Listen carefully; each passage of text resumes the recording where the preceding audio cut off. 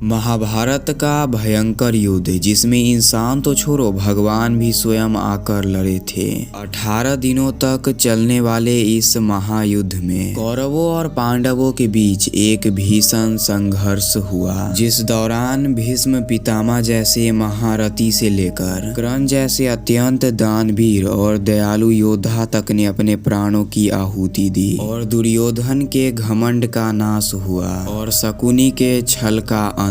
धर्म और अधर्म के इस युद्ध में दोनों पक्षों से 45 लाख योद्धाओं ने इसमें हिस्सा लिया था, लेकिन जंग खत्म होते होते केवल 18 योद्धा ही शेष बचे थे। बाकी सभी वीर गति को प्राप्त हो गए। ये महज एक कहानी नहीं बल्कि हमारा इतिहास है। इतिहास की एक ऐसी गाथा है जो कि आदमी साहस, भीषण संघर्ष, छल कपट, सही गलत की समझ की गाथा सुनाती है। तो आज के इस वीडियो में हम आपके सामने ऐसे प्रमाणों को रखेंगे जो इस चीज की चीख चीख कर गवाही देती है कि कुरुक्षेत्र में महाभारत का युद्ध हुआ था। ये वो सबूत हैं जो कि आर्कोलॉजिस्ट और रिसर्चर्स को अपने एक्सपेडिशन के दौरान मिली और इन्हीं सबूतों के तौर पर ये कहा जा सकता है कि महाभारत का युद्ध वास्तव में आज से 5000 साल पहले हुआ था। हिंदू स्क्रिप्चर्स के मुताबिक यह युद्ध कुरुक्षेत्र जो कि आज के डेट में मॉडर्न स्टेट ऑफ हरियाणा में मौजूद है, आज से 5000 साल पहले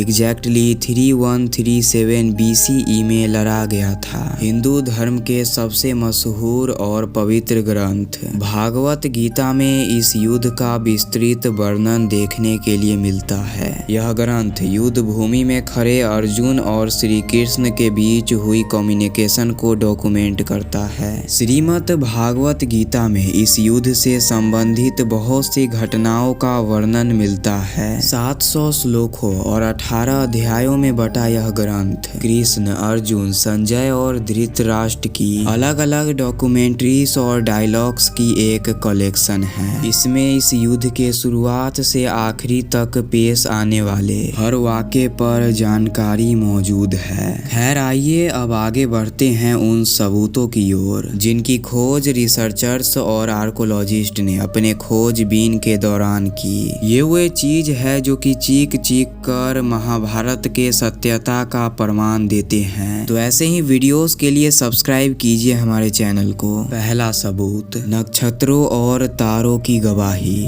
दोस्तों कहते हैं कि तारे कभी झूठ नहीं बोलते, ये सबके राज जानते हैं, लेकिन दोस्तों सोचिए कि यही तारे महाभारत के सत्यता का प्रमाण दे तो ये बात आपके लिए चौंकाने वाली हो, लेकिन ये 100% सच है कि महाभारत में ऐसे बहुत से एस्ट्रोनॉमिकल ऑब्जर्वेशन का विवरण है। वेद व्यास द्वारा रचित महाभारत को अगर आप ध्यान से पढ़ेंगे तो आपको पता चलेगा कि इसमें एक बार नहीं बल्कि कई बार तारों और नक्षत्रों का दिशा और व्यवस्था का वर्णन किया गया है। यह कुछ वैसा ही है जैसे कि हम आज के समय में डेट्स डालकर करते हैं। आज के समय में जब कोई घटना होती है तो उसके साथ डेट जुड़ी होती है और इसकी यही तारीख इतिहास में इस घटना को एक स्थान दिलवाती है। और प्राचीन समय में इसी काम को तारों और नक्षत्रों के स्थान के विवरण के साथ किया जाता था। उदाहरण के लिए जिस दिन कर्ण की मौत हुई उस दिन धरती के आकाश में नक्षत्रों की स्थिति कुछ ऐसी थी। और आज के समय में टेक्नोलॉजी इतनी डेवलप हो चुकी है कि कुछ ऐसे सॉफ्टवेयर कंप्यूटर्स मौजूद हैं जो कि पूरे के पूरे यूनिवर्स का एक सिमुलेशन प्रोवाइड करते हैं। और अगर आप चाहें तो खुद भी इन सॉफ्टवेयर्स में किसी भी स्टार या कॉन्स्टेलेशन की पोजीशन डालकर आप यह चेक कर सकते हैं क्या कभी पास्ट में इस स्टार की ऐसी फॉर्मेशन बनी होगी या फिर नहीं, और अगर बनी थी तो उस दिन एग्जैक्टली डेट क्या थी।